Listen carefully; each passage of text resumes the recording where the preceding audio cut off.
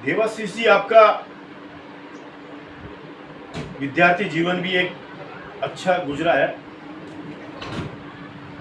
College में आप अध्यक्ष वगैरह भी रहे हैं।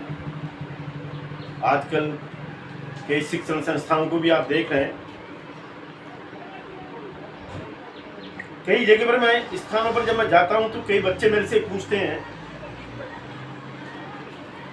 कि हम प्रथम श्रेणी में कैसे आए, हमारे मार्क्स अच्छे उसमें कैसे प्राप्त करें। हम लोग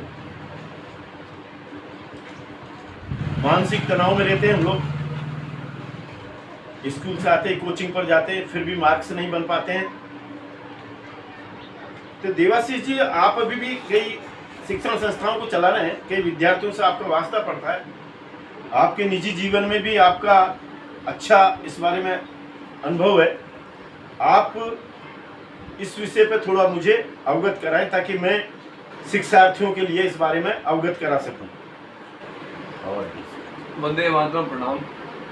आपने एक बहुत अच्छा विषय बताया। आपने एक बहुत अच्छा विषय बताया।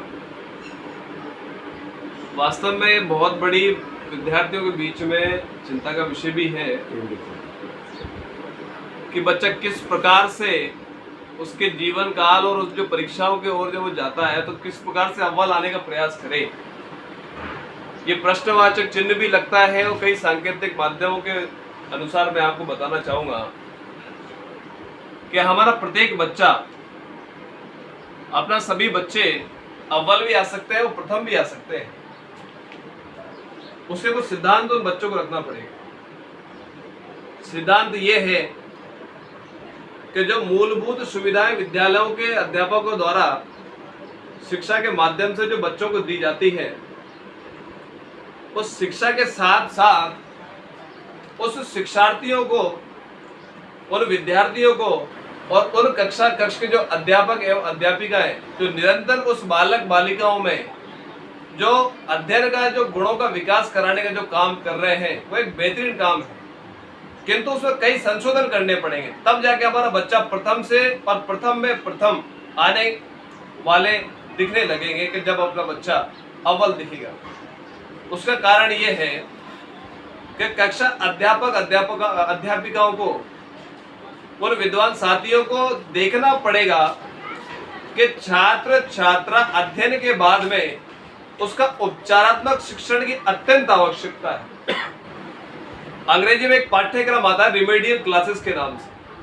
तो उस रिमेडियल क्लासेस को क्या होता है कि बच्चा का पूर्ण रूप से अध्ययन करना, किस प्रकार से उसको शिक्षण किया गया है और कहाँ उस बच्चे में कमियां रही हैं, उस कमियों को देखकर और उसको फिर से उस कमियों को उठाकर और सुधार कर फिर उस विषय को दोबारा अध्ययन करवाकर, एक बार नहीं फिर से अध्ययन करवाकर उसका उपचार किया जाए। जिस प्रकार से एक अस्पताल में एक मरीज का उपचार लगातार ट्रीटमेंट के बाद में डॉक्टर करता है, उसी प्रकार एक शिक्षक को उस विद्यार्थी को रिमेडियल के माध्यम से, उपचारात्मक शिक्षण के माध्यम से उस बच्चे को आप बेहतर से बेहतरीन बनाने का प्रयास कर सकते हैं।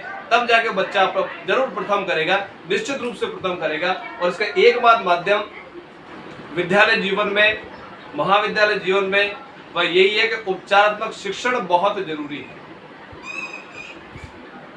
इस विषय में मैं भी कुछ बताना चाहूँगा। जो इन्होंने बताया ये तो शिक्षक से संबंधित बताया, मैं विद्यार्थी से संबंधित बताता हूँ। आप अगर प्रथम आना चाहते हो तो सर्वप्रथम आपको जो भी आपकी पाठ्य पुस्तक है उसके क्रम वाइज आपको क्या सब्जेक्ट है, कौन सा पाठ किस स्थान पर है, उसका क्या नाम है, ये आपको कंटेस्ट होना चाहिए।